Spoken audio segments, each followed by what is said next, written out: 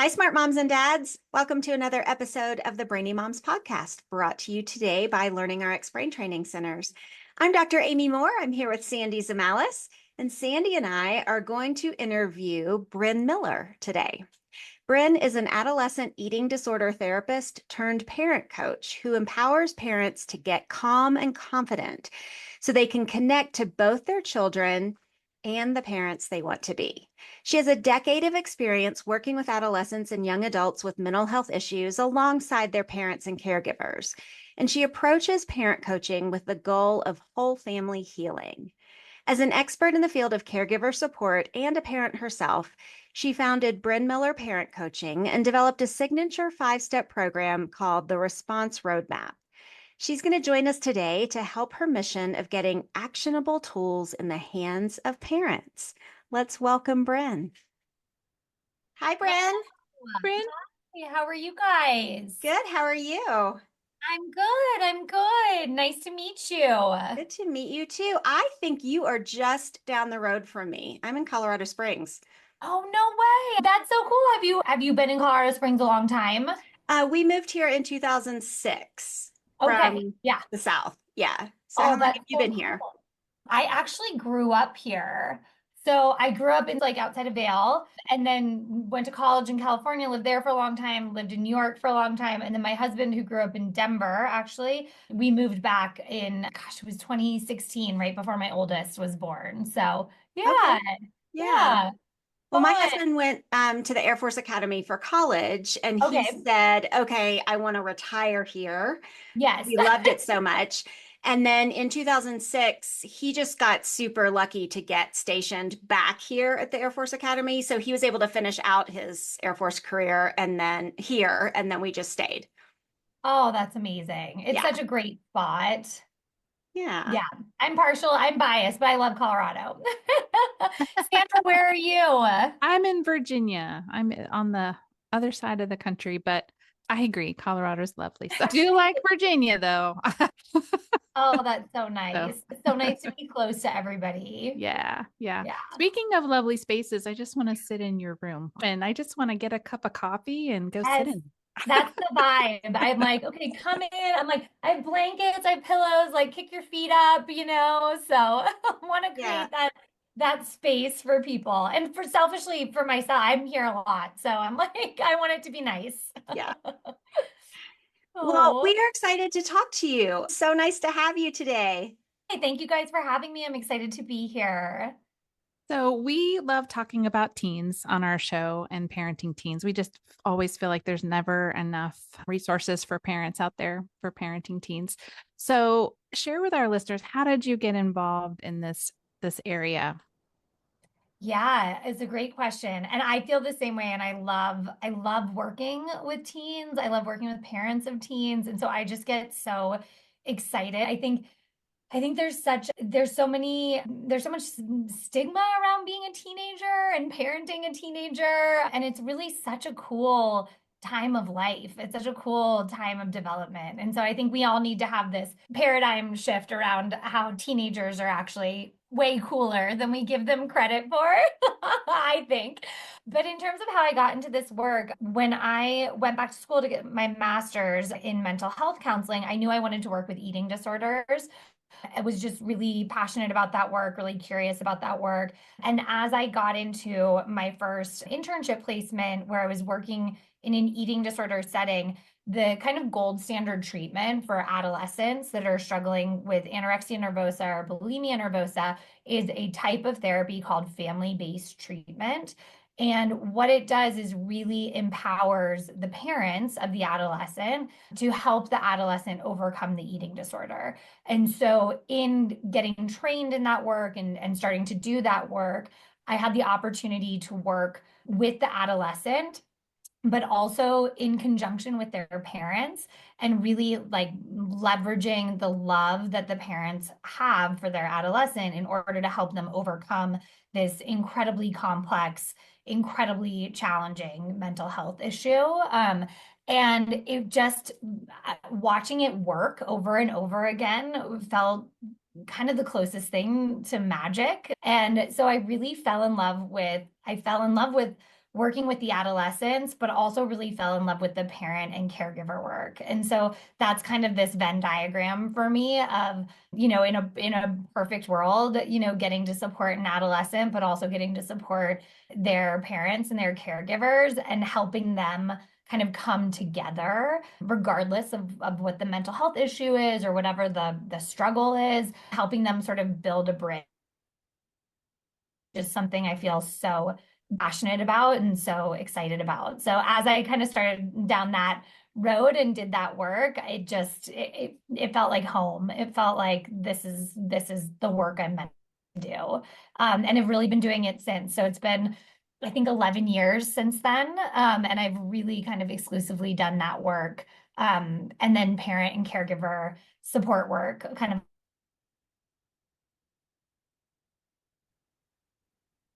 That's so cool. I can imagine how rewarding that would be for you as someone working with kids and adults to kind of help bridge and build hope for families.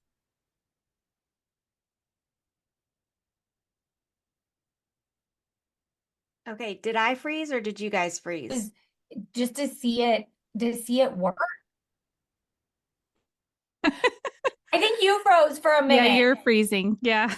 Okay, I'm like, I'm still moving and they are not. Hold on just a minute. Let me check my internet connection. Okay. Says it's It fine. says it's fine. Yeah. All right. That's okay. We're human. Plus, All our good. listeners laugh at us, laugh at ourselves. And so we're fine with that. I like it. We're just fine with that. We don't care. We don't edit for content unless our guest says, "Oh, I wish I hadn't said that." Yeah, Otherwise, we just let it roll. So, I love that. yeah. I love that. We're all practicing imperfection. I'm here for it. Yeah, absolutely. So I really love that approach. I'm older than you, obviously, but when I did my undergrad thesis on eating disorders, like a multidisciplinary look at eating disorders. And so historically, they've been intractable, right? Like really hard to Yeah. treat with a really high recidivism rate, right? Like, so listeners, that just means they reoccur right after treatment. It doesn't always stick. And so, one of the things that I see in counseling is parents who bring their kids in. My kid needs you. And Mm. I quickly realize, so do you, mom, right? And so it, we have to address any kind of mental health issue, eating disorders included, from the parent's perspective as well, right? We have to give them tools and they have Of to be course. willing and open to make the changes. Those changes start with them, not necessarily with Yeah. their child, right? Yeah, absolutely. It's such a huge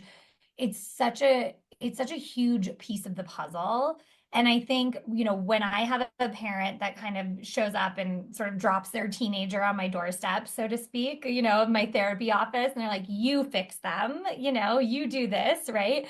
Immediately my thought goes to what's going on for this parent. They're scared, they feel disempowered. And what I hear from parents time and time again is, I'm terrified I'm going to make it worse. I've done everything I know how to do. You're the professional. You know what to do. I'm lost, right? And I think this is what happens, especially in the face of mental health issues, but really just with parenting an adolescent. Like, I thought I knew this kid. We were so connected. And then, overnight they woke up one day and now they hate me, or they don't want to talk to me anymore. And I think as parents, there's just so much that gets activated that if we don't help the parents sit with, okay, what is this fear that's coming up, or what is your own narrative of being helpless, or your own narrative of your own self-blame around this, especially with eating disorders. We so often hear from parents like, oh, is this because I did this when they were little? Is this because I struggled myself with an eating disorder? Is this because I don't like my body, right? And we always say, no, no, no, that's not how eating disorders develop. But parents still have these really strong narratives of self-blame. And so often those are the parents that are like, here, you fix my kid.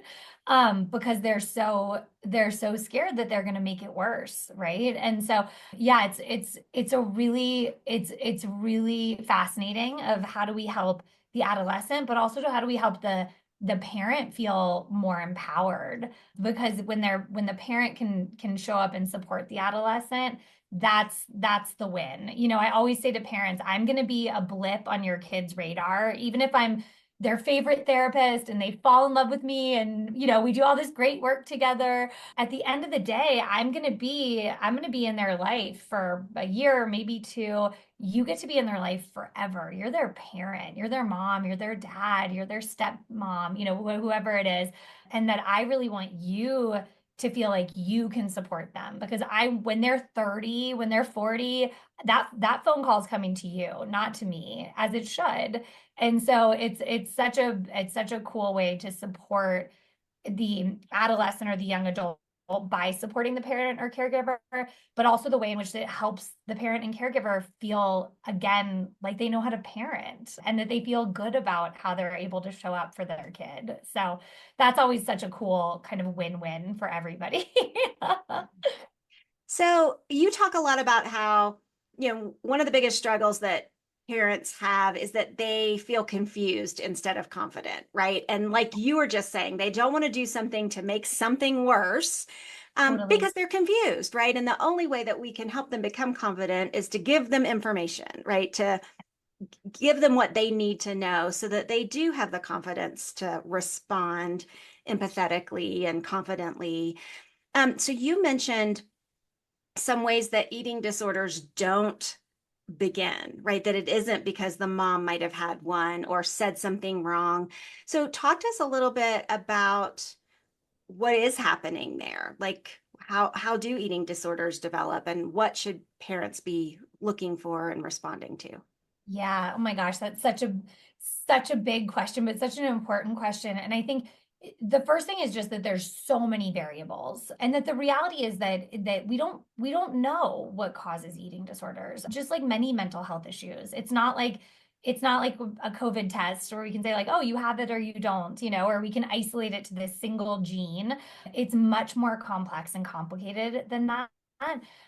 That being said, there are people in the field of eating disorders that will estimate that the genetic component of eating disorders are up to 80%. And so much of this is just pre-wired, hardwired genetic vulnerability, in terms of how we kind of come into the world.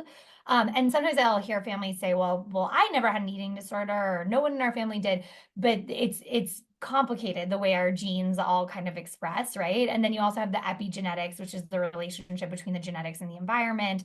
Obviously, the larger culture that we live in, and we live in an incredibly toxic culture when it comes to food and bodies and what we communicate to kids in particular, especially young women, but really we're doing it with men and boys now almost just as much, about the value of the way your body looks, the way your body should look, um, how we moralize food, good and bad and right and wrong. And there's just so much kind of in the air that we breathe, so to speak, in terms of culture and environmental factors. Things like temperament, what is the sort of personality that your child is born with? What's their tolerance for uncertainty? Are they novelty seeking? Are they more risk averse? Again, things that are really outside of our control. So when we look at all these different factors that contribute to the development or the maintenance of eating disorders, we only have a couple that are ones that we can really do anything about. And one of them is the emotional avoidance component of eating disorders, in the sense that oftentimes the eating disorder behavior becomes a way to manage uncomfortable emotions. So how do we help an individual bolster their sense of emotional self-efficacy, their own sense of confidence of I can feel sad without having to restrict, or I can feel lonely without engaging in a binge. And that's about, how do we help you feel more confident navigating those challenging emotions? And then the other piece is the family environment. And so while they don't, while that doesn't cause an eating disorder, it is something where if we can work with the parents and caregivers, how are we talking about emotions? How are we talking about food? How are we talking about bodies? What's the emotional support look like in your house? How are we setting up structure or parameters so it's more challenging to engage in eating disorder behaviors? They're components that we have access to. And so we're going to put all of our energy. It doesn't do us a lot of good to focus on your genetics if there's nothing we can do about it, or your temperament or the cultural environment, not to say that we shouldn't advocate and, continue to learn and, be aware of our biases and all of those things. But what are the things that we can really get in there and get in there quickly and help shift so that we're getting a better prognosis? And so those are places where we really help individuals make shift, but also where we can really leverage the family environment. What are some of the kind of misconceptions that are out there right now for parents on this topic? I know, we were talking about that confusion for parents, but it's like the age of information. There's Oh so my much God. information out there. I'm sure there's bad information out there. So can you navigate that with us a little bit? How does a parent really kind of work through some of that and try to get good information about these topics? Yeah. Oh my gosh. I know. It's almost like the more information we have, the harder it gets to navigate, right? I think it's so tricky and there's so many misconceptions about eating disorders in particular. But I think, the idea that it's vain or that it's surface level. I hear this from parents all the time. Like, we didn't raise our child to be so worried about their appearance. And I think what that really misses is the parent's opportunity to empathize with that it's much bigger than that. And it's less about, oh, I want to look a certain way. And it's more about what the adolescent believes that will give them access to that's connected to a very real value of theirs. And so often when we start peeling back the layers of that body image distress or I want to weigh X or I want to lose X number of pounds or I want to look like so and so on Instagram, that it's not this surface level vanity, that it's really about because then I'll be accepted. And then I'll feel better about myself. And then I'll have more friends. And then I'll feel more confident. And then I'll like myself. And so it's really about this kind of outward manifestation of this belief that that's how you get the things that are really important to you. That's so often, even it getting kind of conflated with academic success. This idea of I work really hard and I control what I can control. And part of that is having a 4.0 and getting into an Ivy League school. And part of that is, I maintain this really rigid approach to my eating, right? And so I think, really helping parents empathize that this isn't because your child is vain, or really kind of surface level. It's connected to their sense of not being enough underneath on some level, as most things are for most of us, I would argue. And also the function that it serves, that in some way, whatever the eating disorder behavior it is, be it restriction, binging, purging, compulsive exercise, laxative use, anything under the sun, that so often it's also about managing those emotions that are uncomfortable. And it's partly why when we're working with individuals, but also when we're working with parents and caregivers, a huge focus, the type of therapy that really kind of underpins the work that I do is called emotion-focused family therapy, for that reason, because we want to help parents and caregivers increase their confidence with their emotions so that they can show up more confidently with their adolescents' emotions, so that their adolescent can get better at managing their own emotions.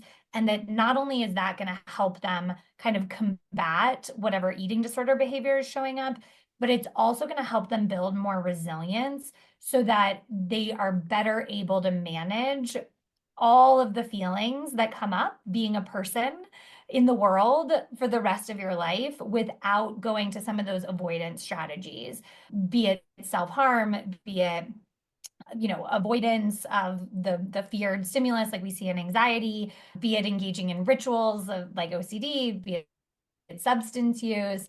When I can sit with uncomfortable feelings without feeling like I have to reach for something to make those feelings go away, then we've got a child that has a greater resilience to anything that kind of comes their way. Okay. So what I'm hearing you say is that many times, so restrictive behaviors or eating behaviors or binging behaviors have to do with they're really values-based decisions that Mm, the teen is making, right? Because I want to be accepted, I want to be loved, I want to be included, and I feel like this behavior will get me to that goal. So yes. normally, values-based decision making is, well, a therapeutic strategy, and normally that can be a good thing, right? Does this choice Yeah. or behavior align with your values, right? I mean, that's Yes. the heart of ACT. But Yep. it in this case, it actually is driving unhealthy patterns. So then Yes. how do you redirect that? Because this is something that this teen values deeply, to be included, to be Yes. accepted, to be loved. So they think that this is the path to get there. And they have Yeah. control over it, right? So they have Right. that autonomy kind of tied in with there as well, that issue as well. Yeah. Yeah. And I'll take it one step further. It gets positively reinforced by the environment that we're in, Yes. right? And so I can't tell you how many kids I've worked with who are at this really unhealthy low body weight where we're talking about hospitalization or they're having heart issues where it's actually medically dangerous. And they have strangers come up to them on the street and say, "What's your secret? Tell me what you do." Right. And again, that kind of speaks to this incredibly toxic culture that we live in that does value people based on their body size. Right. And that's the reality of the world that we live in. And so I think this is also a really important thing is not gaslighting these kids into saying, well, why do you think that? That's bonkers, They think that because that's the culture we live in, right? We all get those messages and they're not wrong. That their weight stigma is real. Weight bias is real. That people that are in larger bodies are discriminated against, right? And so, when you get into those values, it does become very murky and very tricky. And I think part of it is we can honor the value underneath. So let's say we have a kid that's engaging in restriction because they were teased for their weight. And so they think, if I was in a smaller body, then more people would like me. I would have more friends. People wouldn't make fun of me. I would belong. I'd feel better about myself. They're not crazy for connecting those dots again in the culture that we live in, right? And they might even have that lived experience of, wow, people did treat me better. People did stop teasing me when I lost all of this weight. And what was the cost of that, right? What did I have to give up? And is that the kind of belonging that is really of value? And so it gets really it gets really murky and it gets really tricky, but trying to help someone really pull apart, is this actually you and what you want? And are you really getting what you want from this? Like if you restrict and lose weight and now the cool kids want to hang out with you, are those really the people that you want to spend time with? What is the values kind of embedded in that versus what does it feel like to kind of steal a Brene Brownism, find that belonging in your yourself, that it's not about fitting in, it's about belonging to yourself and that authenticity. And we carry that wherever we go. And the difference between confidence that comes from people complimenting you on your body and the confidence that comes from, I know where my worth and value as a human being lies, and it's in who I am, not how I look.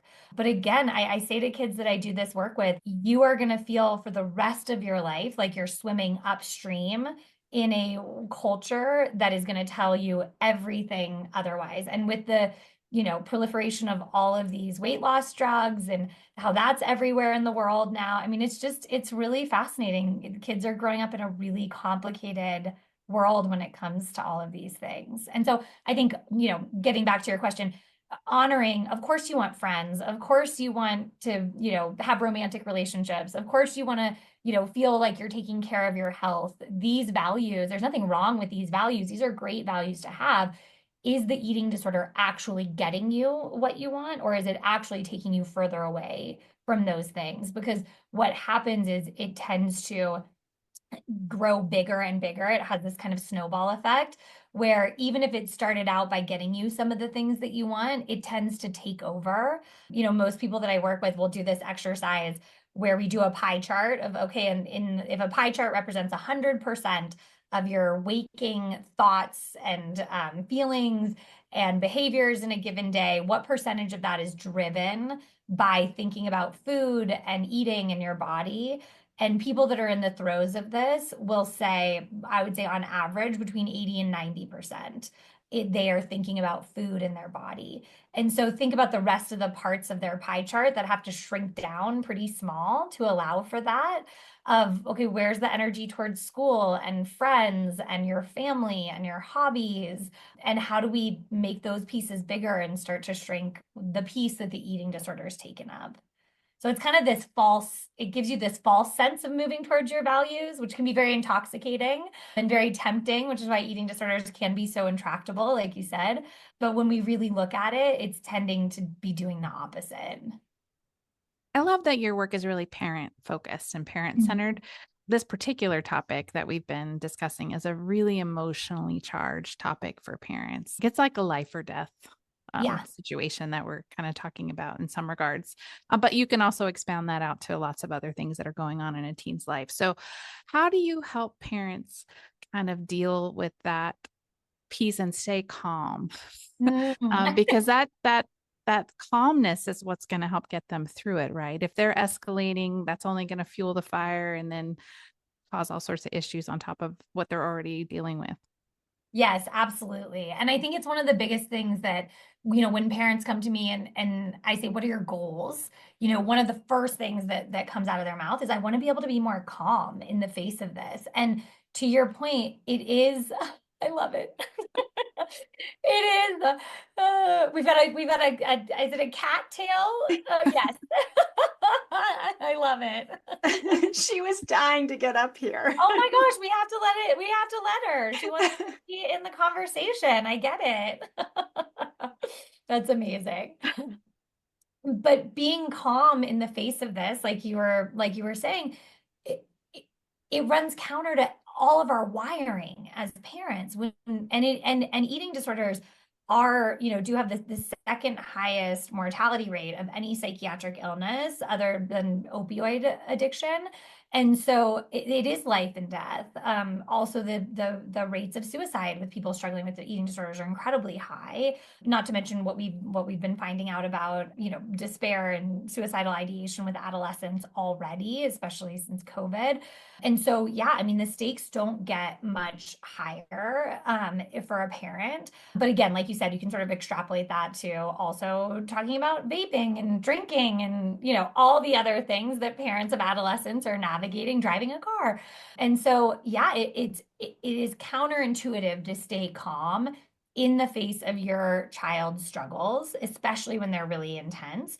And so much of this is because of that interpersonal neurobiological wiring that happens during the attachment process, where we get very literally in our brain, we are wired to our kids, right? That when you talk about a child who's in distress, you think about a baby that's in distress, when we think about fight or flight, a baby can't fight and a baby can't flight, right? They're not even mobile, they're these little blobs, right? But what are they wired to do instinctually is cry, and they cry out for a caregiver. And this is how we've kept our species going since the beginning of time, right? Because the caregiver then is wired to respond to the child's cries, right? And this is how they get taken care of. This is how they manage distress. And so that wiring is there for us and for our kids.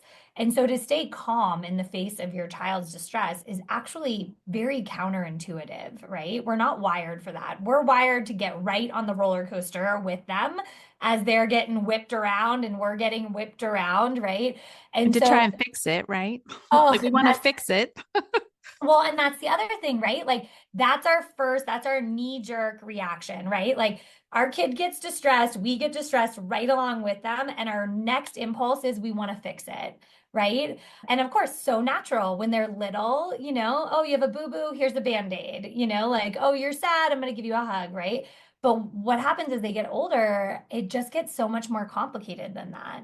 And I can't tell you the number of times that I've had an adolescent in my office, and I'm like, if you had a magic wand, and your parent could just understand something that they don't get, what would you want them to know?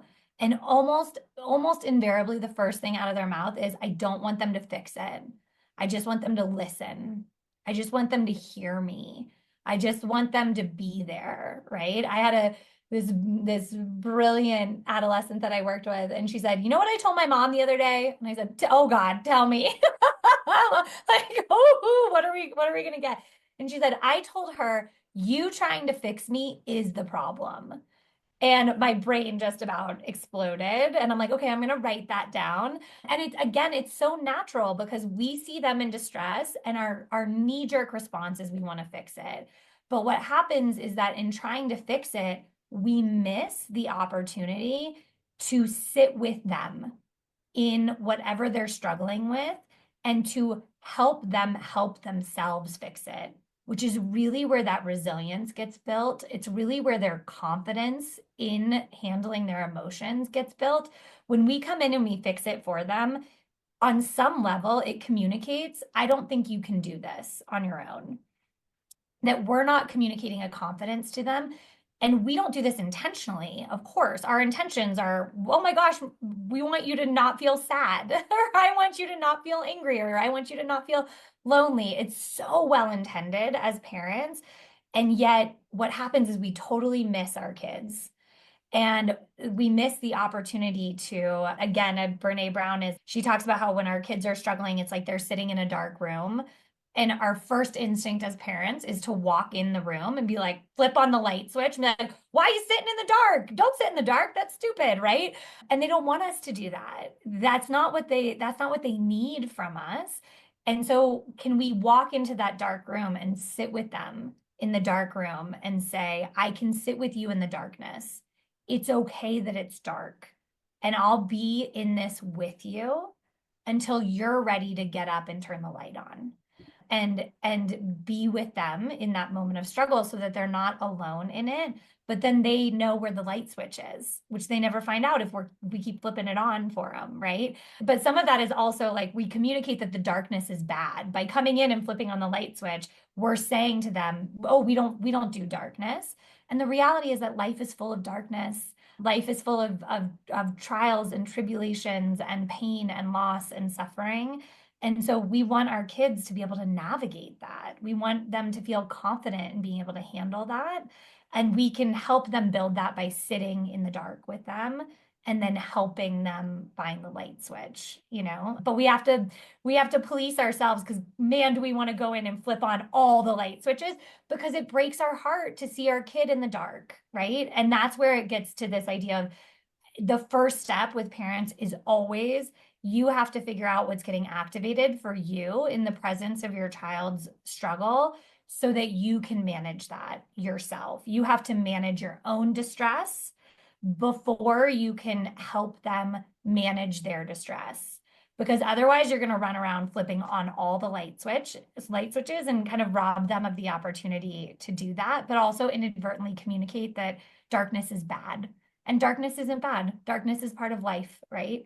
And so, yeah, it's a big, big part of the work is helping parents have greater awareness around what's coming up for them in these moments that are really challenging, coming to that with a ton of kindness and compassion and not judgment, because we tend to do that too with ourselves.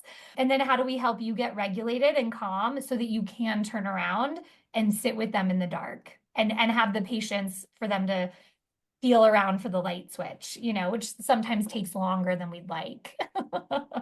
Don't you think too that especially those parents who are fixers Mm-hmm. by nature, that they feel like if I don't fix this for my child will think I'm a bad parent, Mm-hmm. right? That my child expects me to fix things for them. So if I don't, then they're going to feel helpless because there's no one fixing their problems. I think that's a misconception that Yeah. yes, when your child is 5, you probably need to fix the problem. But when your child is 15, your role changes a little bit in this.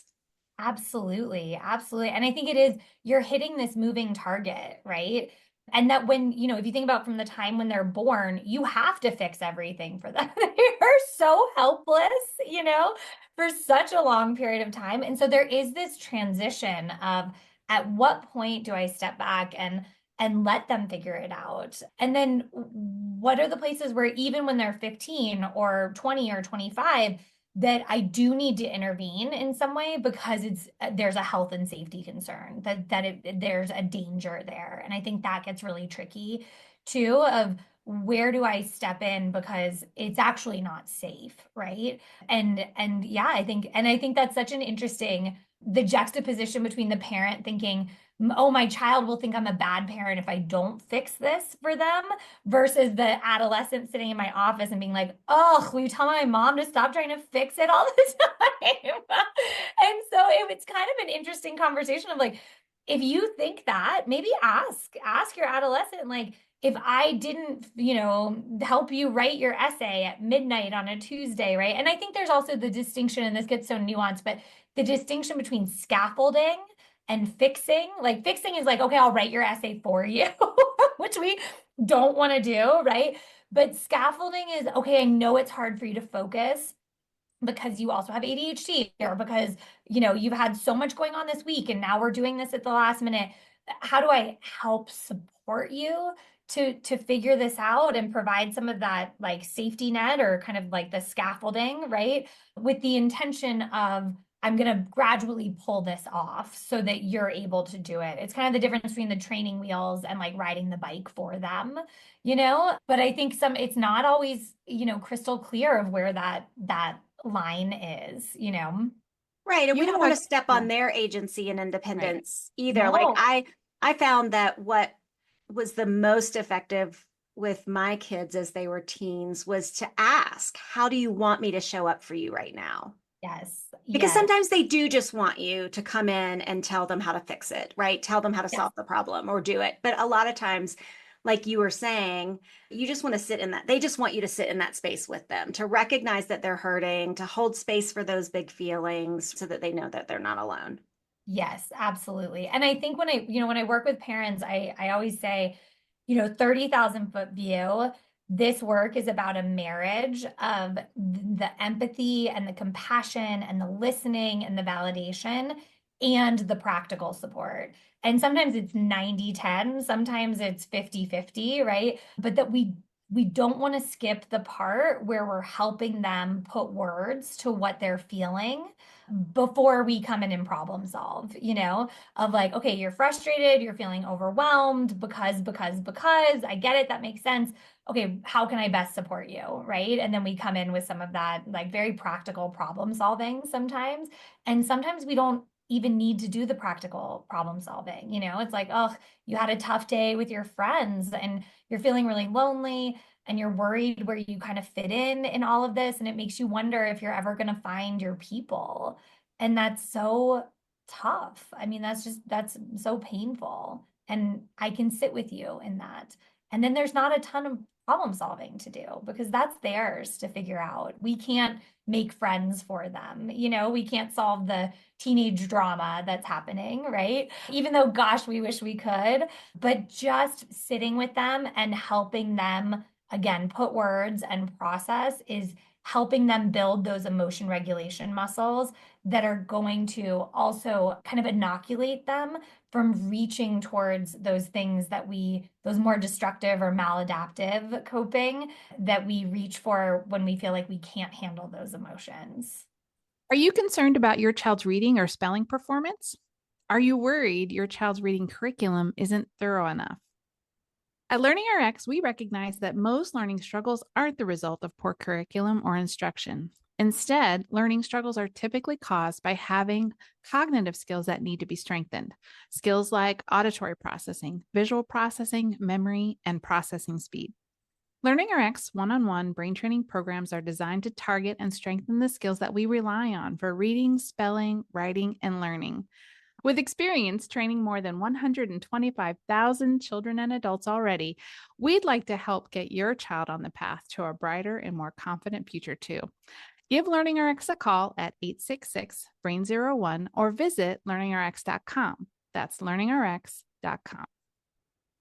Bryn, we've kind of danced around it a little bit, but I think to help our listeners, you actually have like a 5-step framework or a Yes. roadmap that parents can use. Let's walk through some of those steps. Yeah, absolutely. Absolutely. So yeah, this really kind of came out of taking all the work that I've done, with families and really informed by my own experiences as a parent. I have 2 kids myself, and just feeling like in those moments, I had this experience with my own kids of feeling like I've got all the tools in the toolbox. I am an advanced certified therapist in EFFT. I'm a licensed professional counselor. I've been doing this for 11 years. I parent coach, right?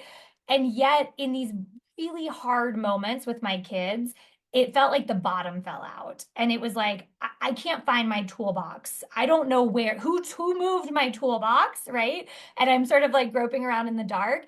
And it gave me such empathy in that moment for these parents that I'm working with, where it's even more complex and complicated as it is with adolescents and young adults and mental health issues. And I'm like, you know what I need in this moment? I need a 1, 2, 3, 4, 5. Like I need a step-by-step process. Like it can't be ambiguous. It can't be like, I can't be like, which tool do I pull out of the toolbox? Like, no, I need to know it's A to B and B to C. And so that was really the birthplace of what I call the response roadmap, which is my 5-step curriculum for parents. And it's really designed to be both like a micro and a macro where you use these steps in the moment, but also it can more broadly help us kind of 30,000-foot view. Okay, what are we doing, to address this big, more challenging issue? But effectively, the first step is called recognize. And this is where we always start. And I always say this is the metaphor for this is, when you go to the mall and you don't know, you're like, I have to go to Nordstrom, but I don't know, like, how do I get there? The first thing that we find on the map is that big star that says you are here, right? Because if we know where Nordstrom is, but we don't know where we are in the mall, like, we're not getting to Nordstrom, right? And so, like, we find that you are here. And I really help parents work on their own skills of what's happening in your body in the moment. What's the narrative that's getting activated in your brain? I'm a terrible mom. I'm doing it wrong. I suck at this. So and so is a much better mom than me. What are the narratives that get activated in that moment? Can we put a name to what we're feeling? Can we label it? And that's a lot of that cool research around emotional granularity of, can we really kind of drill down? Can we increase our emotional vocabulary? And then we use EFFT to really talk about what we call caregiver blocks. What are the big things that get activated for you in the moment? What's the fear and the helplessness and the hopelessness and the shame and the self-blame and the grief? These big feelings that get activated for us as parents when our kids really struggle. And how does that kind of take us down a rabbit hole? So really starting to recognize and be aware of when we get triggered, when we get overwhelmed, what pushes our buttons, where our brain goes, so we can catch ourselves, so that we can step 2, which is regulate to reconnect with your values. And this is regulate really pulls from a lot of DBT skills of like, how do we get calm in the moment? Because as the parent or caregiver, it's our job to stay as regulated as we possibly can in the face of our child's distress. This is like getting off of the roller coaster and staying on the bench, like where they get off the roller coaster.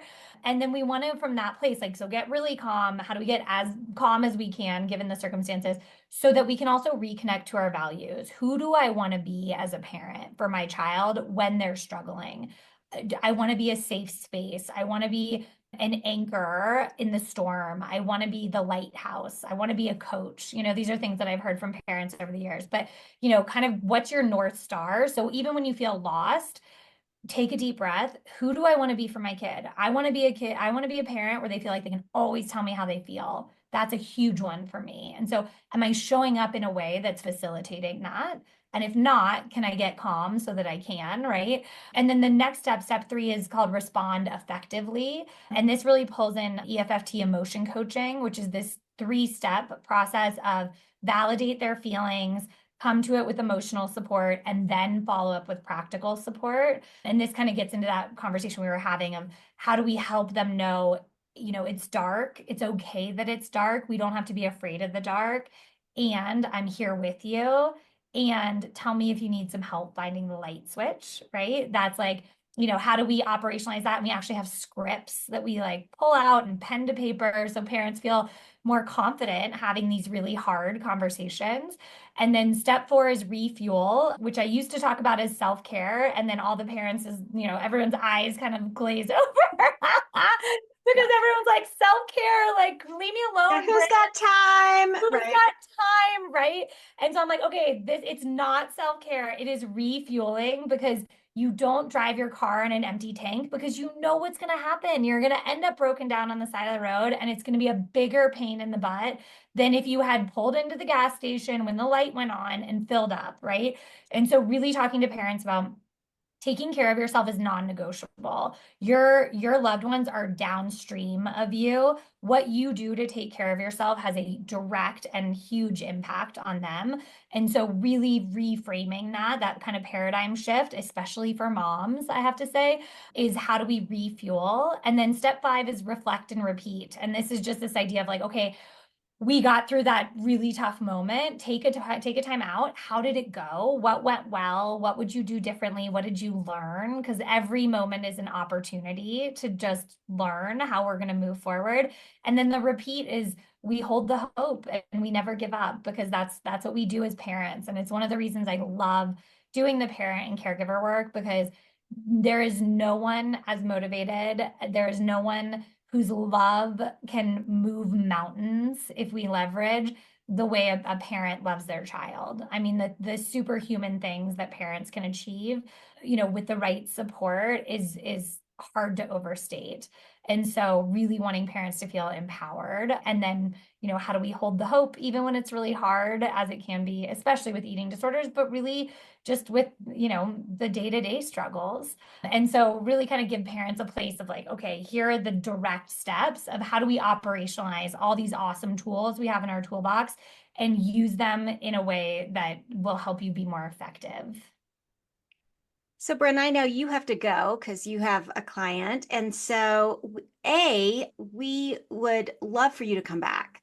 I think there's so much more that we could talk to you about. Would you be willing to have another conversation with Oh my us? gosh, of course, of Okay, course. great. I don't know if you can tell, but I love talking about this stuff. So We can tell, absolutely. And we don't invite people back very often. So, oh, well, thank you. I'm honored. yeah, so we would love to talk to you some more.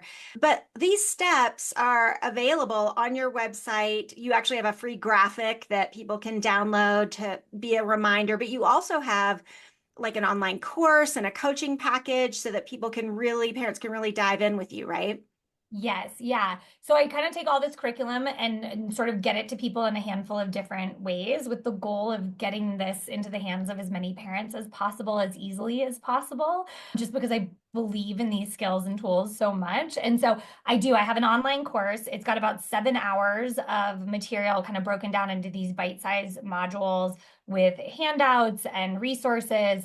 And with that, I do a monthly coaching call. So even if you just do the online option, once a month, you can kind of drop in and do office hours and pick my brain, and we can, you know, kind of go through like, okay, where are you getting stuck, or what questions do you have? And so that's a really cool option that's accessible to a lot of people.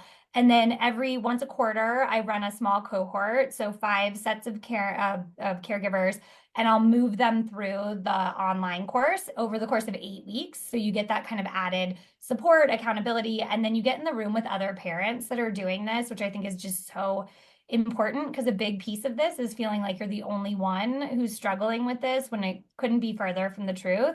And so I do that once a quarter. It's the next one's opening up at the end of March.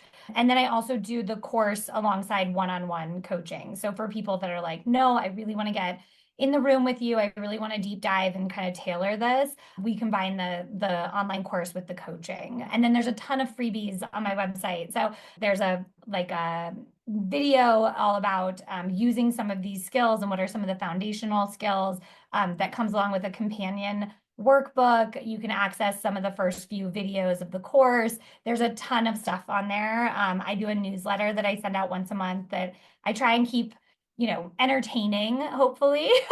I was 'Cause going to that's say, I had important. looked over and they were really fun. There's a lot of fun little memes in them Yes, I'm like, we need to some make you gifts in smile. there to like break it up a little bit. So thank you. The goal is that I'm like, okay, I want people to feel excited to read this, and then put a bunch of resources in there. So I send that out every month, and then do a lot of speaking engagements and trainings with providers and groups that are looking to use some of these skills as well. So yes, lots and lots of ways to get in contact with me, and always looking for more ways to kind of help parents connect to this material.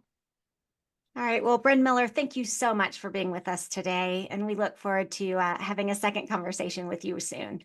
Awesome. Thank you guys so much. All right, moms, thanks so much for listening today. If you like us, please follow us on Instagram and Facebook at the Brainy Moms. If you'd rather see our faces, you can find us on YouTube at the Brainy Moms. You can find Sandy on TikTok at the Brain Trainer Lady. And if you love us, we would love it if you would leave us a 5-star rating and review on Apple Podcasts, so that we can reach more moms just like you. That is all the smart stuff we have for you today. We hope you feel a little smarter. Catch you next time on the Brainy Moms podcast.